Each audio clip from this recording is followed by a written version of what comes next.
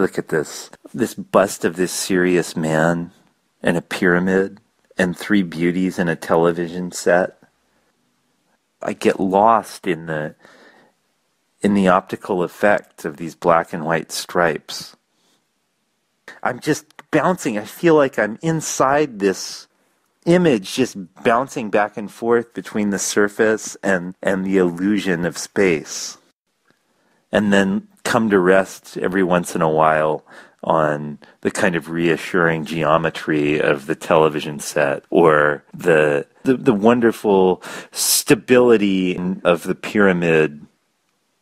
And it's like it just takes the naked walls of a building and turns them into this scintillating playground for the mind and the eye.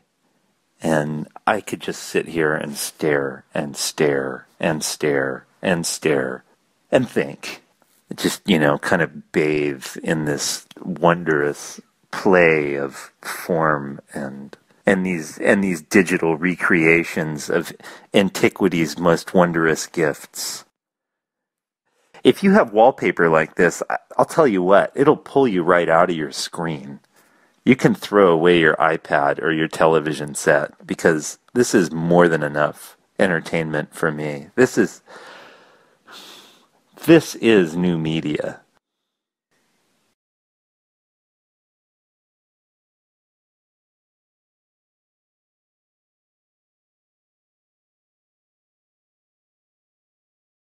I can't tell you what the process is that they use to apply these displays, but I can tell you that the effect in person is stunning. I love the weight of this object. I could use it for almost anything, I think. It's a beautiful doorstop or paperweight or something to throw during a riot, play some kind of games in the yard with it, rolling it, using it as a trivet for a hot pan in the kitchen. It's something that maybe you would see in an old, beautiful mid-century industrial buildings. You can see the wear from people's, people doing things as they walk across the floor over the years, rolling tires or carrying bundles of clothes. This carries the weight of a reality that isn't contained in souvenirs. This is something else. This is for real.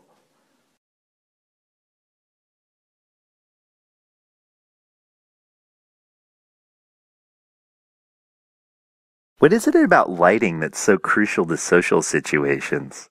It's like the ultimate thing, like it really sets the mood for everyone, like getting along or not getting along, or how everyone feels in a space. And this light, it looks like it looks like some kind of alien artifact. And it just really does something in the room that is exciting and unfamiliar. It's so dreamy. It's like every color of the rainbow, but then all of these other colors that come out of the earth, like metallics and kind of weird browns. It just sends you off on this chain of associations where you're looking for a way to locate them somehow. But then once you can let that go, you just want to stare at them, because the quality of the light coming out of them is so beautiful, and the surface is begging to be touched and kind of looked at, almost like a Chinese philosopher's stone. It's just so magical.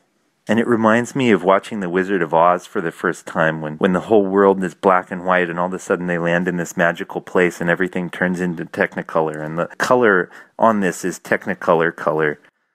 It's so festive and bright and wild. Somehow it seems like it's defying the laws of physics a little bit.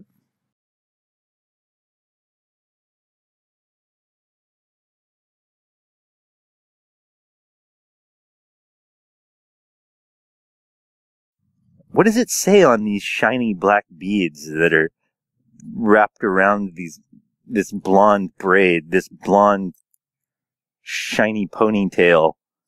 It says, "I love Jesus." There are 3 of them. It says, "I love Jesus" on a shiny black bead, which is, God, I don't even know how they got these beads on here. The craftsmanship is really amazing.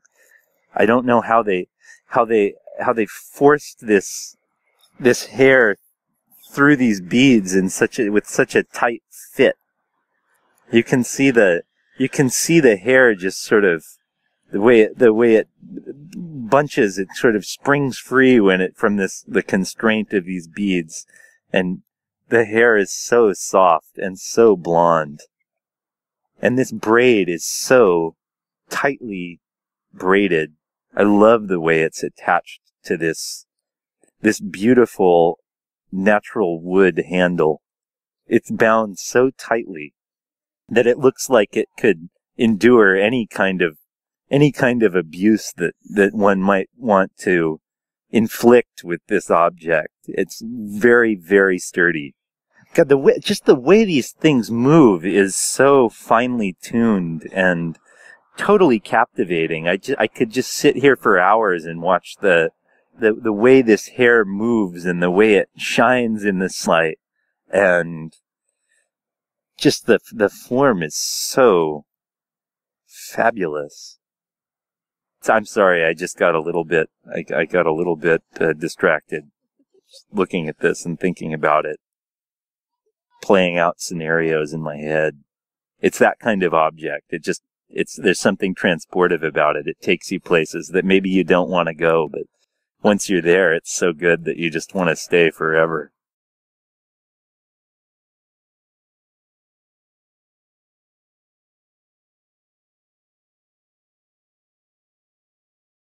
The sound from this listening device is so rich and warm and smooth and full-bodied.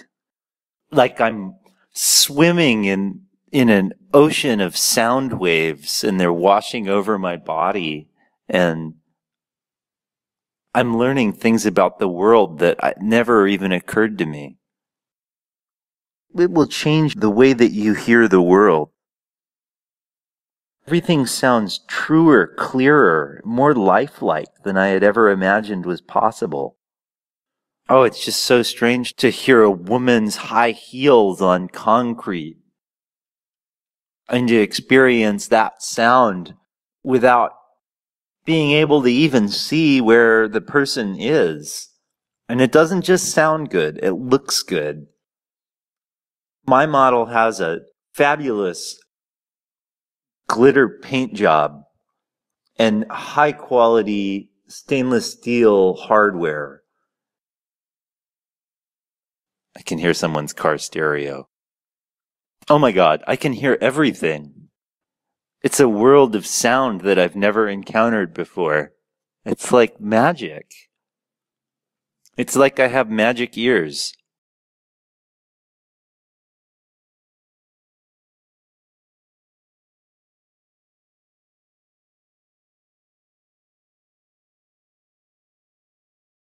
I don't know if it's just a natural rock, like some kind of crazy igneous rock that came from Hawaii or something, or if it's handmade ceramic, and I think maybe that's part of its charm. The surface is so rough, and just the tactile experience of touching it and the smoke going in and out of your lungs and watching the way the light plays on the rough surface of this base. It's just such a dynamic object visually.